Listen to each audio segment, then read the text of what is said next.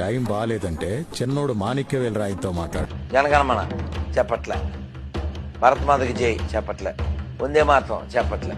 ఆ తినే దాంట్లో ఊస్తున్నారు, అమ్మలాంటి ఆవును కోస్తున్నారు, నీ కూతుర్ని పట్టుకెళ్ళి వేస్తున్నారు.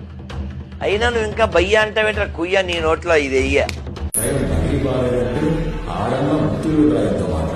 అన్ని మతాలు సమానం, అన్ని మతాలు సమానం అని మాట్లాడటం చాలా బాగుంటుంది, కానీ అన్ని మతాలు సమానం కాదండి.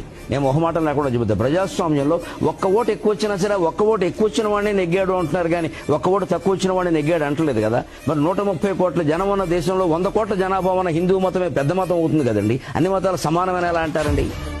హిందూ మతమే గొప్ప, హిందూ మతమే ఎక్కువ, సందేహమే లేదు అందులో. అందుకే నిజానికి దీనికి హిందూ మతము కాదు దీని పేరు. ఎక్కడ ఎప్పుడు ఎవరు వాడినా అది పొరపాటు. దీని పేరు హిందూ మతము కానే కాదు, సనాతన ధర్మము.